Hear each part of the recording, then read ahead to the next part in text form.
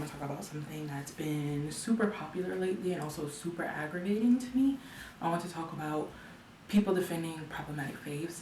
This is something like the title of the video is gonna be "Stop Defending Your Problematic Faves," because something that has been like really getting under my skin is lately there's a member of BTS who's in some controversy. Now, I used to enjoy BTS casually. My favorite group was GOT7, a little bit of Twice. You can probably tell from the background what type of groups I like. So I have some moments for BTS that I did enjoy, a couple songs. Now, I was never like a hardcore stan. I do like Jungkook, but even he's kind of problematic. So the thing that's really bothering me lately is these people who are going out of their way to defend the behavior. Now, something that I've noticed is a lot of time it's young teenagers, and you know, there's the reasoning that the brain isn't fully developed. They don't understand the severity of a lot of things. You know, your brain isn't done developing until you're 25. But something that's really annoying to me is on these platforms, they have all these excuses and validations and reasons for why it's okay for these idols to say and do certain things. Main reason, oh, it's not your culture, they're just a baby, they don't know. It's really super like infantilizing to talk about a man who's pushing 30 and say he doesn't know what he's doing when the backbone of K-pop is black people, right? A lot of black choreographers, songwriters, producers who live in Korea full time and do this for a living. Now, there's groups like XG who I've heard about. I don't follow them, but I've heard the term going around like they're real culture appropriators. So it's just, you know, seeing this type of stuff and K-pop stands on all types of social media, whether it be Instagram, TikTok, or forums like Quora, defending these problematic behaviors and saying that they don't know any better because they don't really speak English. I feel like it's a pretty lame excuse because they see people of color all the time and they have conversations with them, and I'm pretty sure they have like a team who tells them not to do certain things, but because they want to be a global group, right? That was their whole thing. They wanted to push into the West. Now, the thing that really annoys me is that if it was a white celebrity, say like a white American celebrity who did the same thing, white people would drag them left and right on behalf of black people, you know, speaking for us and being upset, more so than probably black people would. But when it's a K-pop idol, brain cells just go out the window and people will defend the behavior. Because the reason that I see a lot is Korea has its own N-word, and if they wanted to say that, they would say that word. But why would you say the Korean N-word in an English song? Like, I know that the words I and you in Korean sound like the N-word, but to be singing an English song, you know that it doesn't mean that in the English language. It's a slur. So, you know, for me personally, I don't say this word, have not said this word since I was like 15. So to see other people who struggle to not say it is just beyond me. Like a couple years ago, I remember there was the aespa member who said the N-word, and the fans did the same thing defending her. She doesn't know, even though, isn't she like from an English speaking country? Like, oh, she doesn't know. And then it turned out she did know, and she apologized, or her company apologized on behalf of her, and they said they do better. It's the same song and dance every single time. So I don't know why people go out of their way to defend it. You know there's not going to be any real punishments or pushbacks, so why even go out the way to say that it's okay or it's acceptable that XYZ has said a slur? For me, it's super annoying because I get that these are young teens for the most part, but there's some grown adults in there too, and I feel like there's no excuse for that behavior. The defense that I often see tossed out is when I was 13 or 14, I also said this word and now I know better, which is, why are you publicly admitting that or claiming that? Like, do you want a pat on the back for doing the bare minimum? It's super annoying to me because, you know, you see people of color like black people, and we have to be on the brunt end of that, receiving those words, and then people will dismiss our feelings and say, oh, it's just a part of growing up. Like, experiencing racism is a part of growing up, and why is it okay? Like, the person who's subjecting us to the racism while we're being objectified by it, I just don't get the pass that people will give grown adults for saying a slur. My hot take on this, like, I've seen certain black people who will say, I'm black and this doesn't bother me. While I think that that's a valid standpoint and you can say that, I just wish people didn't say that type of thing on a public platform. Like, I don't want to police what people can and can't say, but the reason why it annoys me is because then some racists, they love that. They'll eat it up. They'll take all these examples of black people and say, look, these 4, 5, 6, 8 black people are not bothered by this, so therefore it's okay. Like, you're always going to be a tool for a racist to be their token, so why even put yourself in that position? Like, if you have a problematic take, I don't want to tell people to fall in line, but there's just certain things you don't say on a public platform. especially if they can harm other people who look like us, who are black. So I just don't understand the yearning to be that way. Like, the main thing that I see with these K-pop idols, and this is part of the reason why I don't really like publicly support K-pop anymore, is because it's like every week, every news cycle, there's somebody doing or saying something problematic, whether it's cultural appropriation, they're rocking some Rasta hair or something. It's just like, why are you calling that like their Bronx braids or cornrows? Like, they have names. Why are you creating a new name that has nothing to do with it? And if they get called out, like the XG members or whatever, their fans are like, oh, they have a black team behind them. And I also learned that it's actually not even a black team. It was like for their first song, and after that there's no more like black people around them. So I feel like people use us to get their foot in the door, because like blackness is like the basis of all music, and people want blackness but not from black people. Like, people will try, and conservatives and problematic people will try and converge the two and say, oh, blackness and black culture is rap music, when it's broader than that. Like, there's a spectrum to this type of stuff. It's just like so disappointing to see people go to bat to defend this type of behavior and then be like, why are you upset? Like, they don't know any better, when it's been like a constant thing with these members. Like, pretty much every year, like a movement with like black armies to be like, hey, this is problematic, this da da da, and every single time, oh, we'll do better, and then something else happens, which is why it's so hard to stand these groups. Like, even GOT7, Bam Bam, like more than a couple years ago, said a slur because of Mark's friends, and people were, oh, it's not his fault, which I understand, but he apologized and took accountability, and people were upset that that happened. It just is beyond me that, personally, I think you can forgive people and not forget the mistakes they did, and hold them to task and hold them accountable and remember the mistakes, but I feel like you shouldn't hold it over them as long as they're willing to grow and progress. But if in a couple more weeks the same thing happens again, then it's obvious that the thing was performative and those are their beliefs and that's the type of person that they are. I feel like you can wait for people to prove that they've actually changed and learned, and a lot of times these K-pop idols don't. They just keep doing it over and over again because they want to be different or stand out or have a unique concept. And it's just like so disappointing to me, because when you're a fan and you want to support these groups and over again they're basically like spitting in your face and stomping on your culture, it's kind of hard to be supportive. And it's really annoying when white or just in general non-black stans will tell you how you're supposed to feel about it, or a black person who has their own unique take gets lumped in as like a representation for black people. Oh, this one black person said it's okay, so therefore it's okay. It's like, but 100 black people are telling you it's not okay. And I'm not saying like you have to bend to the knee of the majority, but I think if you're siding with a problematic take, you should be aware that like this is not something that's okay.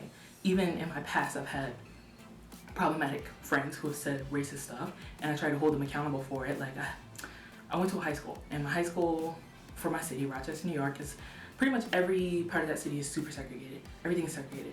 So in my high school, most of the people were black or Latino. There was like 4 white kids in my whole school. And most of the people who said the N-word were not the black students. So I had got to a point my senior year where I asked this friend of mine, who I thought was my friend, can you stop saying the N-word? And that ended up being like a crazy whatever, like argument, because my great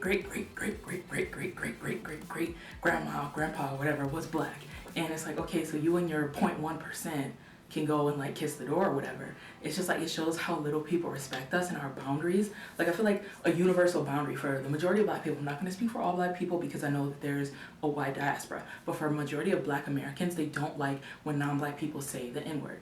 And if you're moving into that market and you're making music in English and learning English and doing all these other things, and you want to like be in black genres or black dominated genres, because most are made by black people, I can't say black genres because now it covers like 99% music. If you want to be in those genres, you want to work with black people and black producers and then still sing along to songs and say slurs, I just think that there is a point where you need to be aware and just not do that. And it is even worse to me that so many of these people are coming out the woodwork to defend this behavior. Like, I've seen frame by frame analysis of basically white people trying to debunk it or basically silence black people for being offended and like being aware that this is what happened. Like, a lot of black people are at the point where they say, he said it, I don't care, like this is just gonna keep happening, I'm not gonna waste my energy on it. Which is a take that I understand, but that's not something that I would publicly voice. So it's to see people going to bat on all these forums and basically dismissing or gaslighting black people into saying certain things did happen and certain things didn't happen, and even if it did, get over it. Basically, you don't have the right to be upset. It's just like so belittling, dismissive, and toxic to me, because how can you tell somebody what they are and aren't allowed to be offended by? Like, it's not a joke. It's a song that you can simply just and not say a word. Like, when I hear, if I'm listening to certain music and there's a lot of the N-word in it, it's not hard for me to just not say it. So I don't understand why these non-black folks can't just not say it. And why do people come out the woodwork to defend this behavior? Now, the main thing about this is defending problematic faves, right? These people do not know that you exist. They don't care about you, but they know that you're going to be their little attack dog to defend them. So people will basically get a green card and a pass from non-black people to continue this toxic behavior, and then the brunt of this is just once again forced on the black people. Like, we're forced to accept this burden of racism. It's just exhausting and stupid, like, that this keeps happening. Pretty much every year there's a new scandal of someone saying the no word. So there was this bad take from this YouTuber who I no longer watch, who basically said this word doesn't mean the same thing on a global context as it does in America, so it's not that big a deal. And this person is not black. So it's just like, why are you assuming what something does and doesn't mean? Like, we were talking about in Asian countries, sure, it may not mean the same thing, but in most black countries, it means what it means. So it's just like really ridiculous to me that so many people are comfortable telling black people what they can and can't be offended by. It's just like really stupid and shallow. Like, every year it's the same thing over and over again where, oh, you don't have the right to be upset, or if you're upset, why are you upset? It's not that big a deal, it's just a word, blah, blah, blah, blah. Like, if I can remove this word from my vocabulary, why can't you? And to see it come up all the time, over and over and over and over and over and over again, it's just so exhausting because it's the same conversation every single time. I feel like the onus of education should not be on us to teach people why it's wrong. Like, people have done that work. People generations before me have done this work. And there's books, there's advocates, there are people who spend their whole lives doing this work and educating, but people will literally sit there and be like, okay, so you tell me why it's bad. Google is free. Like, there's so many resources for you to know these things, and I just feel like it's so disingenuous because they know that it's bad, but they want to pull out everything from the hat to see what sticks, to basically dismiss you feeling upset. And they'll even circle back to the certain black people, which they have the right to not be offended by it and be like, oh, this person isn't bothered by it. But that person doesn't speak for everyone. So it's better, you know, if you don't know everyone's take, to just not use that word. So for so many times, every single year, like, there's so many people I've had to unstand or stop following just because constant racism. I'm like, oh my gosh, again, another thing, which is why it's so hard to remain like in the K-pop fandom, because there's just so many idols who are super ignorant. Like, they love the dances, they love the music, but they just don't respect us individually, or they fetishize or something. And that goes back to the main point of why a lot of these Korean celebrities get a pass. I think it's because people have this fixation with Koreans and they fetishize them so much and infantilize them, and they basically see them as an object where they don't need to be held accountable, because as long as they sit there and look pretty, it's okay. Like, certain K-pop idols like Chen, or I'll use Chen as an example, right? Not the biggest fan of him, but for stuff that he's done in the past, I feel like people held him way more accountable than they would like a different member for doing the same thing, just because he's not as conventionally attractive. I feel like there's a lot of pretty privilege that goes into this. Like RM2, for example, also not a big fan of this guy, but for racist stuff that he and Chen have done, have constantly been brought to light and reflected on when their members have done the same or worse, and they get a pass because maybe they're more fitting of the beauty standard. I just don't like the hypocrisy. I feel like everyone should be held accountable, and I'm tired of the same conversation coming up again. Like, I talked about this before. Like, there are so many idols who keep doing the cornrows, keep doing the box braids, keep doing the locks and the twists, and they know that it's problematic, but they're like, oh, any attention is good attention, and then they'll do the same dumb thing where their company comes out and says they didn't know, we're gonna do better, and then rinse, recycle, repeat. And I'm just tired of it. It's a very stupid thing, and I'm getting annoyed that I keep having to talk about this and see it, because it's just so exhausting as a black person. it's like kind of with the shooting stuff, like you just get so desensitized to it that it's hard to keep caring about, but you have to keep caring about it because it's going to keep happening and you keep having to remind people that it's bad. But once again, I want to go back to the point where it's not our responsibility to educate people or tell people that it's wrong, but it's super annoying when you just say, hey, I'm hurt by this, and there's 50 people jumping down your throat to say you shouldn't be hurt because it's not that big a deal and they didn't mean it and it's just a song, you need to get over it, and if you didn't want them saying it, why is it in the song? It's just like a lot of gaslighting and manipulation.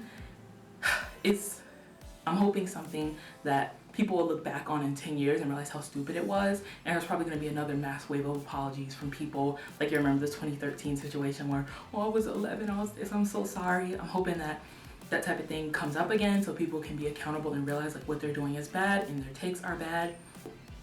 I'm going to try and upload a video every other week. I changed my editing software because the other company, it just didn't work out with their support. So got a new editing software, so we'll be seeing videos maybe every 1 or 2 weeks depending on when I feel like editing or filming, because I want to keep this like an interesting thing. And what I want to talk about next time, because this time I talked about defending problematic faves and why that's exhausting and why it's dumb, so I have this list. What I want to talk about next time is going to be a little bit of a problematic take one, and next time is going to be about why people like black culture or black aesthetics but don't like actual black people. So that's what I'm going to talk about next time, and for this time I'll say bye bye and see you next time. So peace.